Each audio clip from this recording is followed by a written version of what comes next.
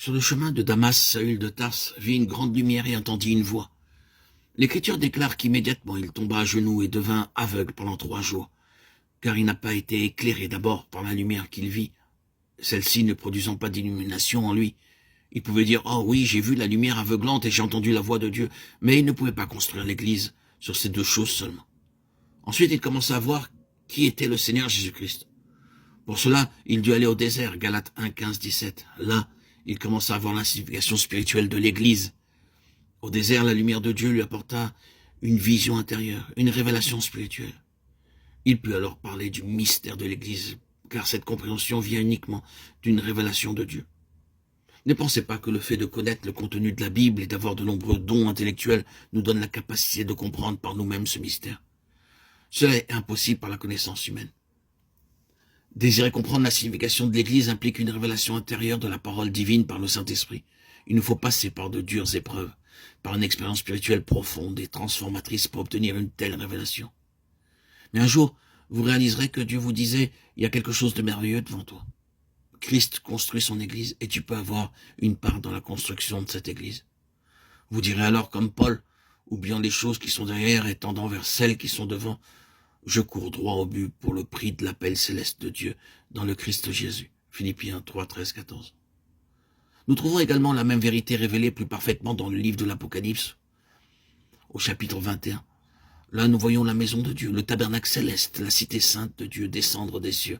Ce qui maintenant est en construction est dans l'Apocalypse achevé et descend des cieux pour être vu par tous. Mais avant ce jour, les choses anciennes auront disparu. Apocalypse 21, 5. Alors seulement vous pouvez voir toute la gloire de la Jérusalem céleste, le sanctuaire de Dieu, la maison de Dieu. C'est la même chose maintenant sur cette terre. 2 Corinthiens 5, 17. Êtes-vous prêt à renoncer à votre ancienne vie? Alors vous devez le faire complètement. Laissez chaque chose de l'ancienne vie et permettez-lui de vous rendre entièrement nouveau. Je connais certaines personnes qui sont ravies d'amasser des choses. Elles entreposent des paniers, des magazines vieux de 5 années, des boîtes, des bouteilles datant de 10 ans. Et je ne mentionne pas les vieux habits et les chaussures qu'elles ont portées il y a 15 ou 20 ans. Elles gardent ces vieilles choses et si vous leur demandez pourquoi, elles vont répondre « Oh, sait-on jamais, elles seront peut-être utiles un jour ». N'est-ce pas ainsi que l'on continue à accumuler des vieilles boîtes, des livres, des pantalons, des chemises? On devient tellement avare qu'on est effrayé à l'idée de les abandonner. De la même façon, vous cramponnez à vos vieux habits, à vos anciennes amitiés, à vos anciens désirs. Mais chaque chose ancienne doit disparaître. Si vous voulez prendre une part dans la maison de Dieu, vous devez être préparé à tout abandonner, à être libéré de chaque chose ancienne. Tout ce qui apporte la corruption doit être abandonné pour laisser la place à ce qui procure une joie éternelle, une paix éternelle. À supposer que vous doutiez à propos d'une amitié, quelquefois vous pensez qu'elle doit être rompue. Puis vous pensez, mais pourquoi devrait-elle être rompue? Vous réfléchissez ce que vous alliez à Dieu lui demandant, oh Dieu, cette amitié procurera-t-elle dans ma vie une joie éternelle? Cette habitude dans ma vie m'apportera-t-elle une joie et une paix éternelle? Ainsi, vous devez prier lorsque vous avez trouvé la réponse, conformez-vous-y.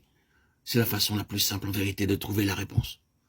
Tout ce qui apporte la disharmonie, les habitudes, les amitiés, les associations, les aspirations, doit être abandonné et à leur place, l'Esprit donnera toutes choses nouvelles. De nouvelles habitudes, de nouvelles aspirations, de nouvelles amitiés. Le Seigneur dit, voici, je fais toutes choses nouvelles. Apocalypse 21, 5.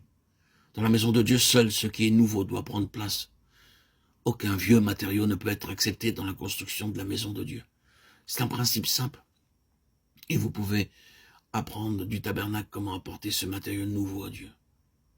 Puisse Dieu nous révéler son plan céleste, qui nous révèle aussi que dans sa maison céleste, toute chose, quelle qu'elle soit, doit être nouvelle.